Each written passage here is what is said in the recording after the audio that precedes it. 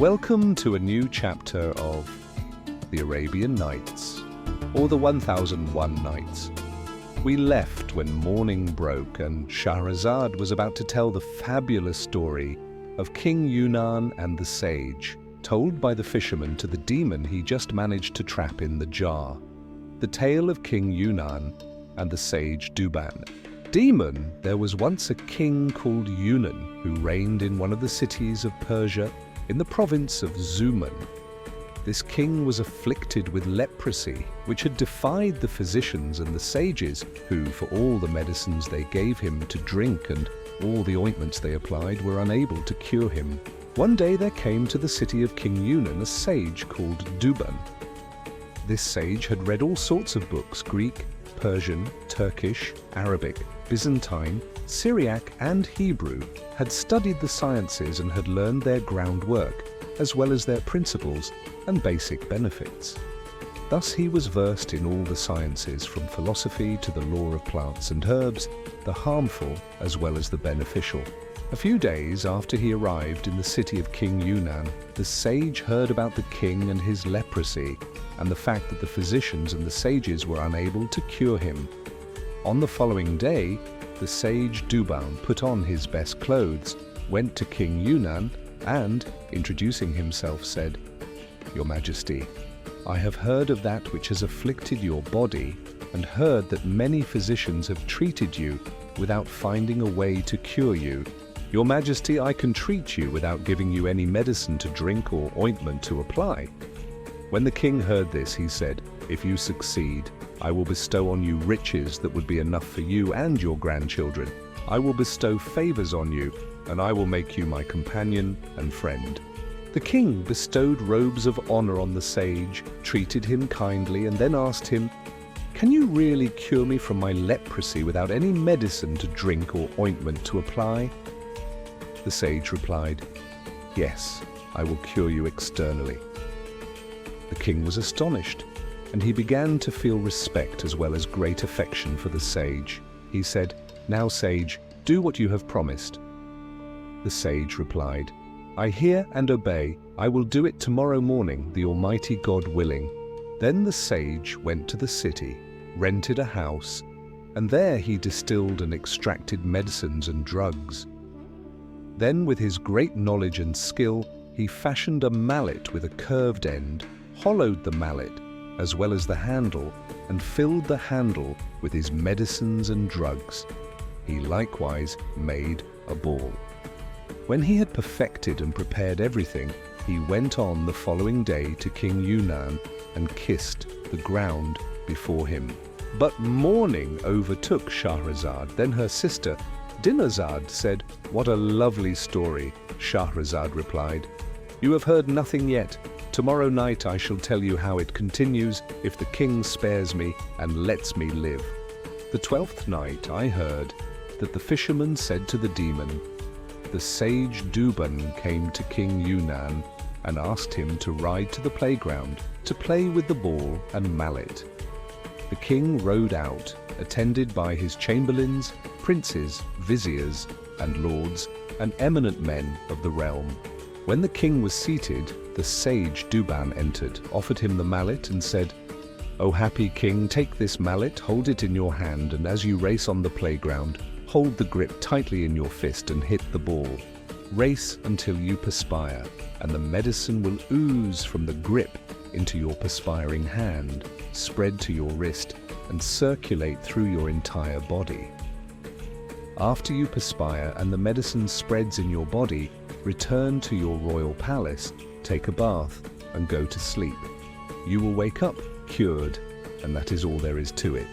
King Yunnan took the mallet from the sage Douban and mounted his horse. The attendants threw the ball before the king, who, holding the grip tightly in his fist, followed it and struggled excitedly to catch up with it and hit it. He kept galloping after the ball and hitting it until his palm and the rest of his body began to perspire, and the medicine began to ooze from the handle and flow through his entire body. When the sage Douban was certain that the medicine had oozed and spread through the king's body, he advised him to return to his palace and go immediately to the bath. The The king went to the bath and washed himself thoroughly. Then he put on his clothes, left the bath, and returned to his palace. As for the sage Douban, he spent the night at home, and early in the morning he went to the palace and asked for permission to see the king. When he was allowed in, he entered and kissed the ground before the king. Then, pointing toward him with his hand, he began to recite the following verses. "The virtues you fostered are great, for who but you could sire them? Yours is the face whose radiant light effaces the night dark and grim. Forever beams your radiant face, that of the world is still in gloom. You rained on us with ample grace, as the clouds rain on thirsty hills." When the sage Douban finished reciting these verses, the king stood up and embraced him. Then he seated the sage beside him, and with attentiveness and smiles engaged him in conversation. Then the king bestowed on the sage robes of honor, gave him gifts and endowments, and granted his wishes. For when the king had looked at himself the morning after the bath, he found that his body was clear of leprosy, as clear and pure as silver. He therefore felt exceedingly happy and in a very generous mood. Thus, when he went in the morning to the reception hall and sat on his throne, attended by the Mamluks and chamberlains, in the company of the viziers and the lords of the realm, and the sage Douban presented himself as we have mentioned, the king stood up, embraced him, and seated him beside him. He treated him attentively and drank and ate with him. But morning overtook Scheherazade, and her sister Dinarzade said, "Sister, what a lovely story." Scheherazade replied, "The rest of the story is stranger and more amazing. If the king spares me, and I am alive tonight, the 13th night, I heard, O happy king, that King Yunnan bestowed favors on the sage, gave him robes of honor, and granted his wishes. At the end of the day, he gave the sage 1,000 dinars and sent him home. The king, who was amazed at the skill of the sage, Douban, said to himself, This man has treated me externally without giving me any draught to drink or ointment to apply. His is indeed a great wisdom for which he deserves to be honored and rewarded. He shall become my companion, confidant, and close friend." Then the king spent the night happy at his recovery from his illness, at his good health, and at the soundness of his body.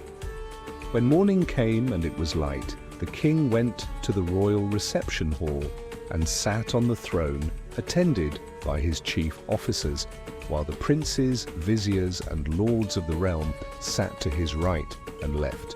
Then the king called for the sage, and when the sage entered and kissed the ground before him, the king stood up to salute him, seated him beside him, and invited him to eat with him.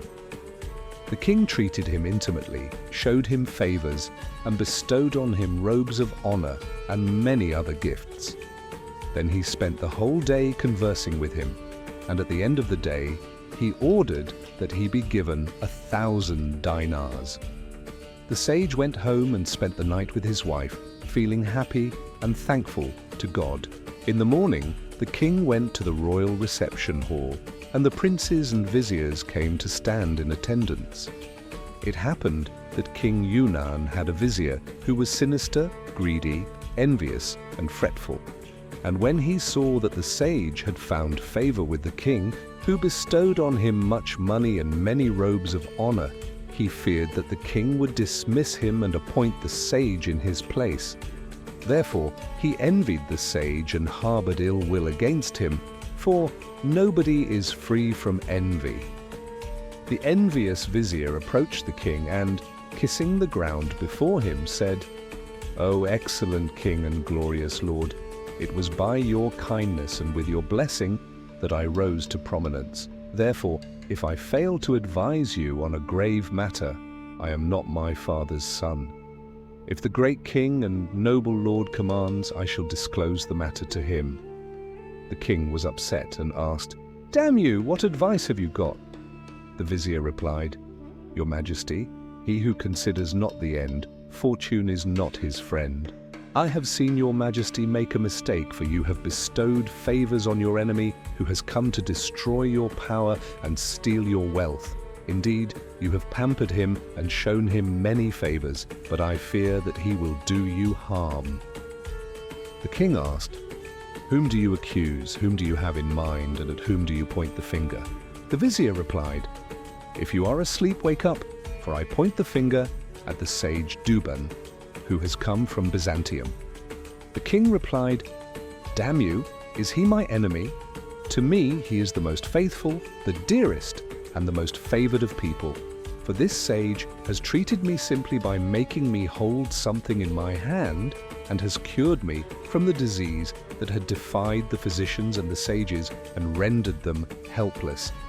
In all the world, east and west, near and far, there is no one like him, yet you accuse him of such a thing. From this day onward, I will give him every month 1,000 dinars in addition to his rations and regular salary. Even if I were to share my wealth and my kingdom with him, it would be less than he deserves. I think that you have said what you said because you envy him." This is very much like the situation in the story told by the vizier of King Sindbad when the king wanted to kill his own son. But morning overtook Scheherazade and she lapsed into silence. Then her sister Dinarzade said, "Sister, what a lovely story." Scheherazade replied, "What is this compared with what I shall tell you tomorrow night? It will be stranger and more amazing. The 14th night, I heard, O my dear king, that King Yunan's vizier asked, 'King of the age, I beg your pardon, but what did King Sinbad's vizier tell the king when he wished to kill his own son?' King Yunan said to the vizier, 'When King Sinbad, provoked by an envious man, wanted to kill his own son, his vizier said to him, "Don't do what you will regret afterward." The tale of the husband and the parrot. I have heard it told that there was once a very jealous man who had a wife so splendidly beautiful that she was perfection itself. The wife always refused to let her husband travel and leave her behind, until one day when he found it absolutely necessary to go on a journey. He went to the bird market, bought a parrot, and brought it home. The parrot was intelligent, knowledgeable, smart, and retentive. Then he went away on his journey, and when he finished his business and came back, he brought the parrot and inquired about his wife during his absence. The parrot gave him a day-by-day account of what his wife had done with her lover and how the two carried on in his absence. When the husband heard the account, he felt very angry, went to his wife and gave her a sound beating. Thinking that one of her maids had informed her husband about what she did with her lover in her husband's absence, the wife interrogated her maids one by one, and they all swore that they had heard the parrot inform the husband. When the wife heard that it was the parrot who had informed the husband, she ordered one of her maids to take the grinding stone and grind under the cage, ordered a second maid to sprinkle water over the cage, and ordered a third to carry a steel mirror and walk back and forth all night long. That night, her husband stayed out, and when he came home in the morning, he brought the parrot, spoke with it, and asked about what had transpired in his absence that night. The parrot replied, "Master, forgive me, for last night, all night long, I was unable to hear or see very well because of the intense darkness, the rain, and the thunder and lightning. Seeing that it was summertime during the month of July, the husband replied, 'Damn you, this is no season for rain.' The parrot said, 'Yes, by God, all night long I saw what I told you.'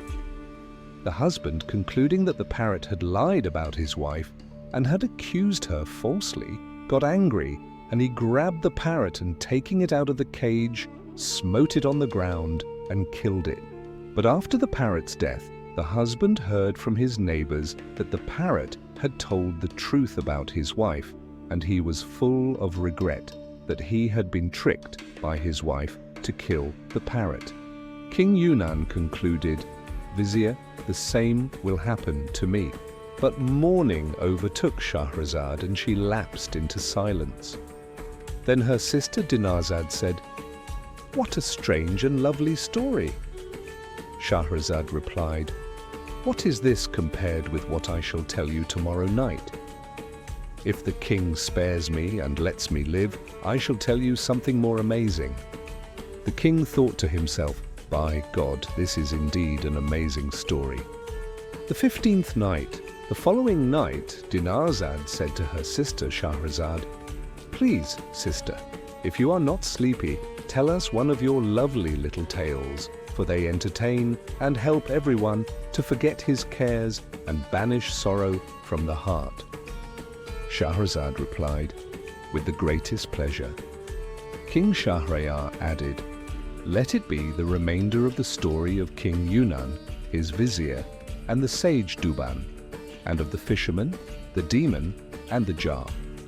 Scheherazade replied, "With the greatest pleasure. I heard that King Yunan said to his envious vizier, after the husband killed the parrot and heard from his neighbors that the parrot had told him the truth, he was filled with remorse.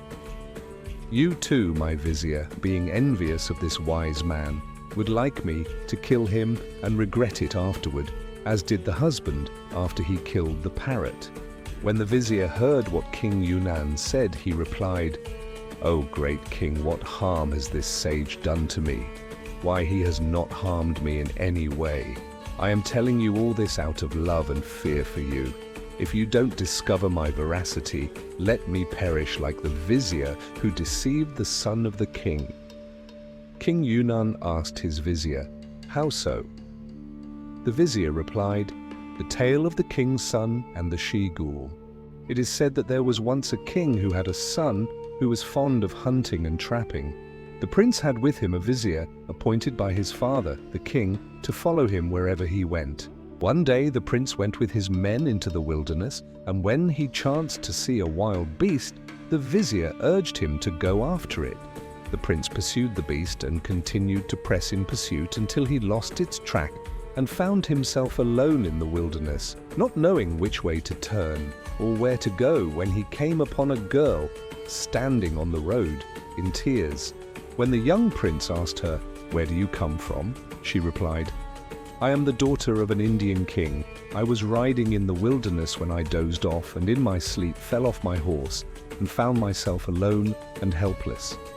When the young prince heard what she said, he felt sorry for her, and he placed her behind him on his horse and rode on. As they passed by some ruins, she said, "Oh my lord, I wish to relieve myself here." He let her down, and she went into the ruins. Then he went in after her, ignorant of what she was, and discovered that she was a she-ghoul who was saying to her children, "I brought you a good, fat boy." They replied, "Mother, bring him to us so that we may feed on his innards." When the young prince heard what they said, he shook with terror, and fearing for his life, ran outside. The she-ghoul followed him and asked, "Why are you afraid?"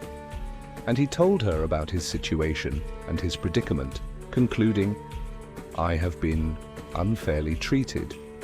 She replied, "If you have been unfairly treated, ask the Almighty God for help, and he will protect you from harm." The young prince raised his eyes to heaven, but mourning overtook Scheherazade. Then her sister Dinarzade said, "What a strange and lovely story." Scheherazade replied, "What is this compared with what I shall tell you tomorrow night? It will be even stranger and more amazing." The 16th night. So I heard, O king, that the vizier kept telling to King Yunan. When the young prince said to the she-ghoul, "I have been unfairly treated," she replied, "Ask God for help, and he will protect you from harm." The young prince raised his eyes to heaven and said, "O Lord, help me to prevail upon my enemy, for everything is within your power." When the she-ghoul heard his invocation, she gave up and departed, and he returned safely to his father and told him about the vizier, and how it was he who had urged him to pursue the beast and drove him to his encounter with the she-ghoul. The king summoned the vizier and had him put to death. The vizier added, "You too, your majesty, if you trust, befriend, and bestow favors on this sage, he will plot to destroy you and cause your death. Your majesty should realize that I know for certain that he is a foreign agent who has come to destroy you." Haven't you seen that he cured you externally simply with something you held in your hand? King Yunan, who was beginning to feel angry, replied, "You are right, vizier. The sage may well be what you say and may have come to destroy me.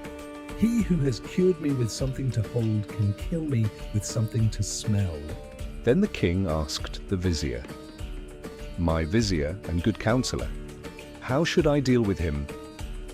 The vizier replied, "Send for him now and have him brought before you, and when he arrives, strike off his head.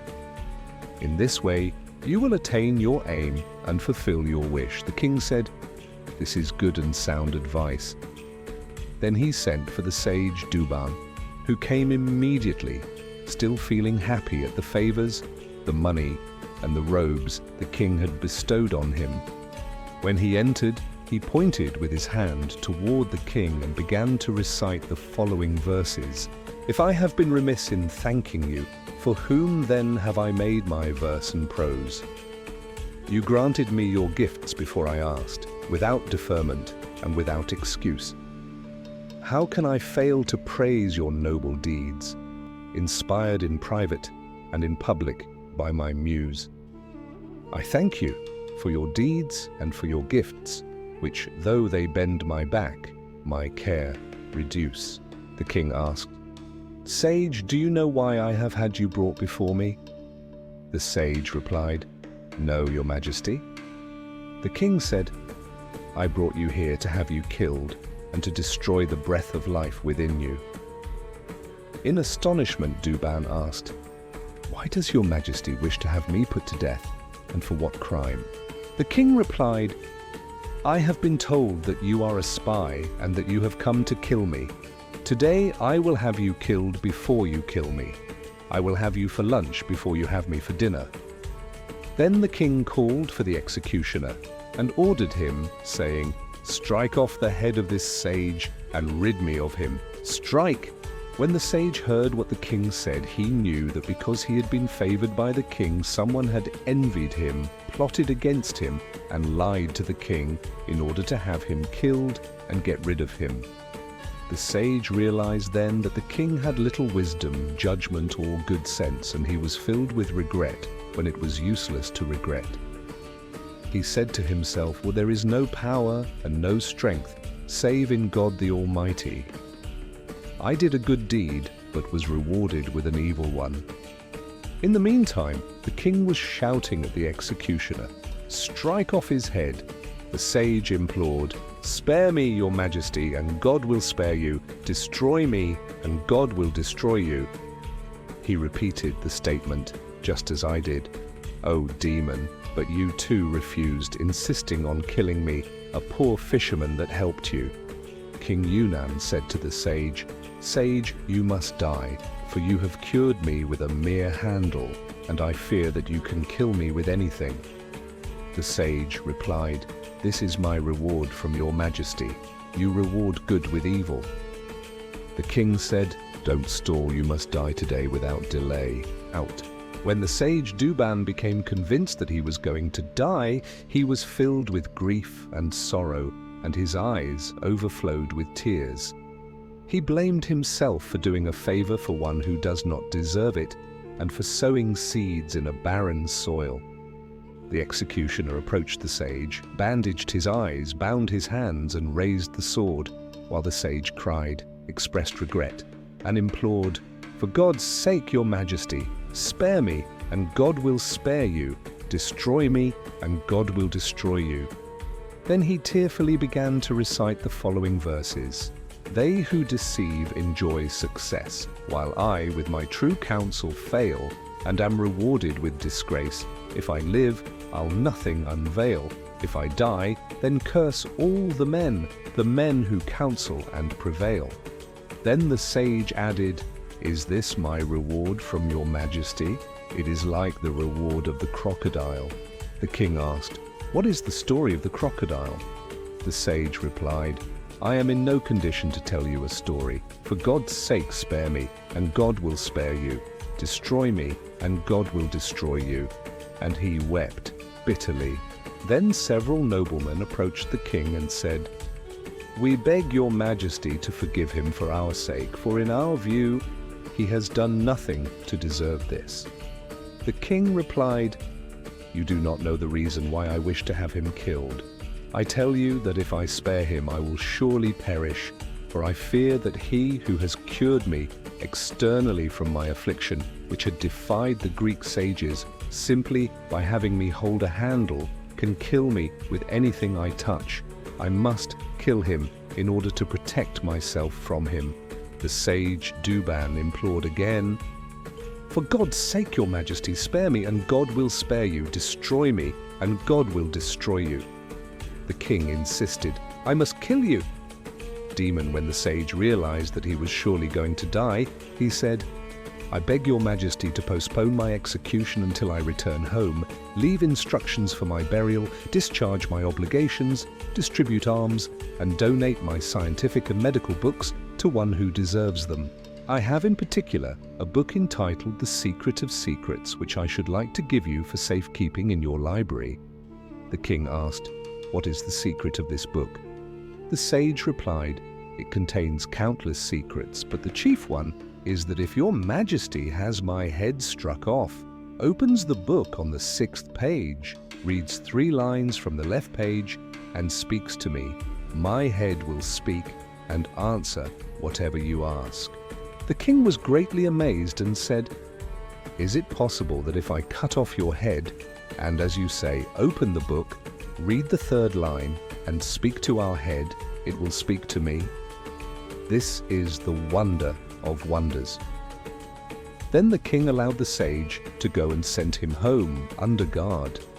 The sage settled his affairs, and on the following day returned to the royal palace and found assembled there the princes, viziers, chamberlains, lords of the realm, and military officers, as well as the king's servants and many of his citizens.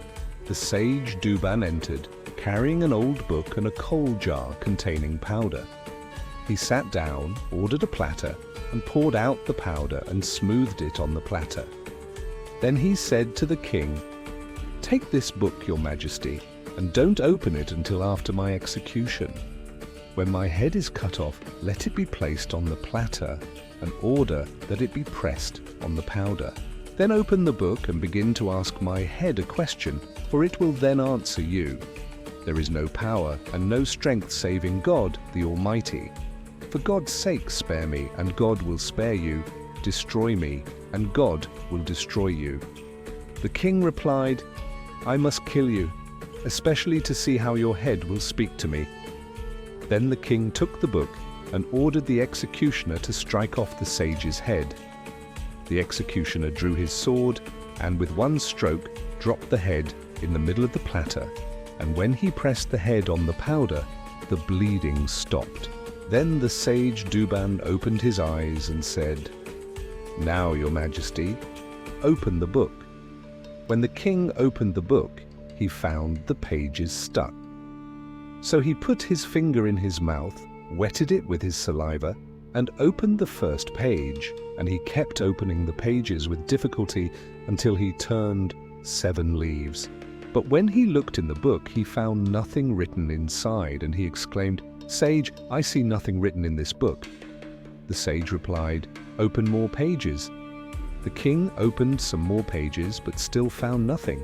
And while he was doing this, the drug spread through his body, for the book had been poisoned, and he began to heave, sway, and twitch.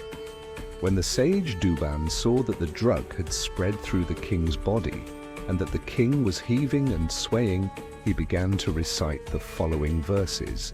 "For long they ruled us arbitrarily, but suddenly vanished their powerful rule. Had they been just, they would have happily lived, but they oppressed, and punishing fate, afflicted them with ruin deservedly, and on the morrow the world taunted them. 'Tis tit for tat, blame not just destiny." As the sage's head finished reciting the verses, the king fell dead, and at that very moment the head too succumbed to death. You, demon, consider this story. But morning overtook Scheherazade, and she lapsed into silence. Then her sister Dinazad said, "Sister, what an incredible story!" Scheherazade replied, "What is this compared with what I shall tell you tomorrow night if I live?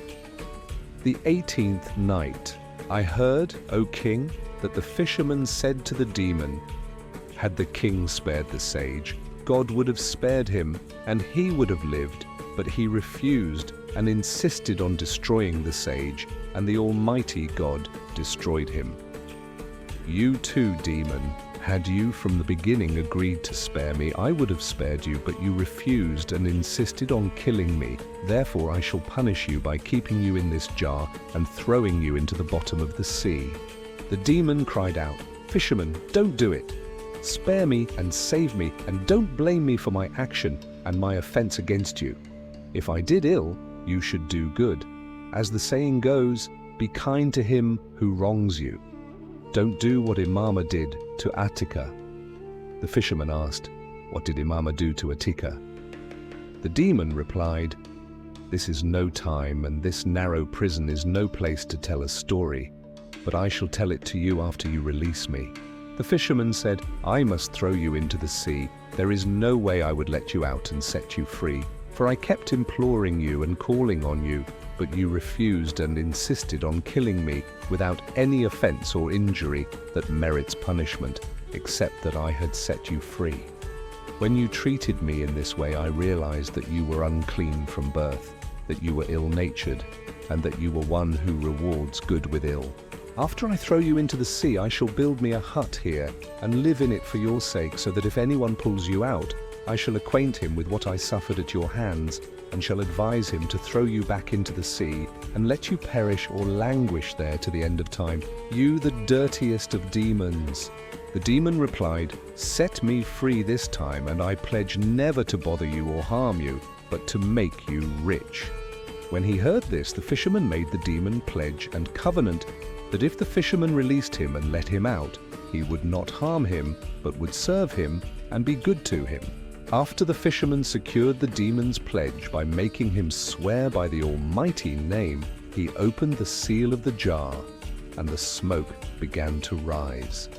When the smoke was completely out of the jar, it gathered and turned again into a full-fledged demon, who kicked the jar away and sent it flying to the middle of the sea. When the fisherman saw what the demon had done, sure that he was going to meet with disaster and death, he wet himself and said, "This is a bad omen." Then he summoned his courage and cried out, "Demon, you have sworn and given me your pledge.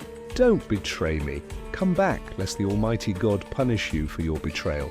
"Demon, I repeat to you what the sage Duban said to King Yunnan. Spare me, and God will spare you. Destroy me, and God will destroy you." When the demon heard what the fisherman said, he laughed, and when the fisherman cried out again, "Demon, spare me!" the demon replied, "Fisherman, follow me." And the fisherman followed him, hardly believing in his escape, until they came to a mountain outside the city. They climbed over to the other side and came to a vast wilderness, in the middle of which stood a lake surrounded by 4 hills. The demon halted by the lake and ordered the fisherman to cast his net and fish. The fisherman looked at the lake and marveled as he saw fish in many colors, white, red, blue, and yellow. He cast his net, and when he pulled, he found 4 fish inside, 1 red, 1 white, 1 blue, and 1 yellow. When he saw them, he was full of admiration and delight. The demon said to him, "Take them to the king of your city and offer them to him, and he will give you enough to make you rich. Please excuse me, for I know no other way to make you rich, but don't fish here more than once a day." Then saying, "I shall miss you," the demon kicked the ground with his foot, and it opened and swallowed him. The fisherman, O king, returned to the city, still marveling at his encounter with the demon and at the colored fish. He entered the royal palace, and when he offered the fish to the king, The king looked at them, but morning overtook Scheherazade, and she lapsed into silence. Then Dinazad said, "Sister, what an amazing and entertaining story." Scheherazade replied, "What is this compared with what I shall tell you tomorrow night if the king spares me and lets me live?" In our next chapter, continue the story of the fisherman and the magic-colored fish in the Arabian Nights.